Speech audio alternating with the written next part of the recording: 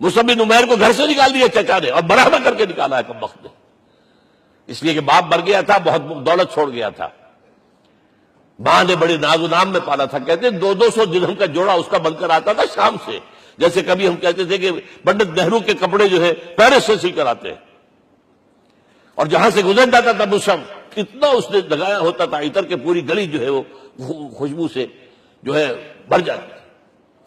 چچا نے بلایا، تم جو یہ گلچھرے کر رہے ہو اپنے باپ کی دولت پر نہ، اور تم اسے کہتے ہو کافر، نکل جاؤ گھر سے۔ وہ چلنے لگے، یہ واز اے ٹین ایجر، چلنے لگے۔ وہ سمجھا تھا کہ میرے یہ کہنے سے اس کے تو اس کو تارے نظر آ جائیں گے، یہ فوراً جو ہے توبہ کرے گا، پلٹ آئے گا۔ چلنے لگے تو اسے اور غصہ ہے، یہ کپڑے بھی اسی باپ کے ہیں، اتارو۔ وہی اتارے کپڑے، مادرزاد برہنہ ہو کر ماں کے پاس گئے ہیں۔ ماں نے آنکھوں پر ہاتھ رکھا، مصعب کیا ہوا ہے؟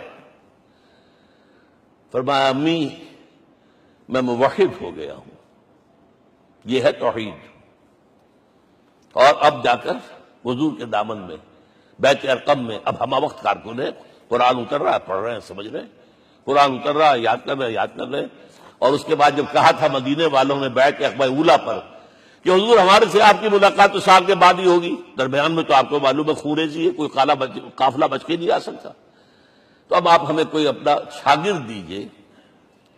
مصعب بن عمیر کو حضور نے کہا جاؤ ان کے ساتھ۔ وہاں ان کا نام پڑ گیا المقری، پڑھانے والا، قرآن پڑھانے والا۔ 75 آدمی اگلے سال لے کر آ گیا ہے، اور اسی سے بیعت عقبہ ثانیہ ہوئی ہے، اور ہجرت کا راستہ کھل گیا۔ اور اس کو ایک دفعہ حضور نے دیکھا، مسجد کے دروازے کے سامنے سے گزر رہا تھا مصعب، پھٹا ہوا کمبل تھا جسم پہ لپیٹا ہوا تھا، حضور کی آنکھوں میں آنسو آ گئے۔ غزوہ احد میں شہید ہوا کس طرح؟ علم بردار تھا، ایک ہاتھ پر مار پڑا ہے، کٹ کے گر گیا، ایک ہاتھ سے تھاما، دوسرے پر بھی گر گیا، دونوں جو بچے ہوئے حصے تھے اس سے تھاما۔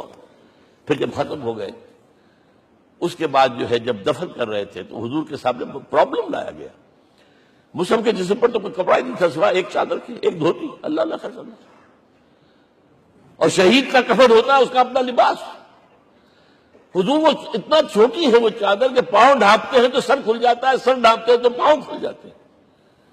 فرمایا سر کو ڈھانپ دو کپڑے سے اور پیروں پر گھاس ڈال دو۔ That was the last dress which Musab got.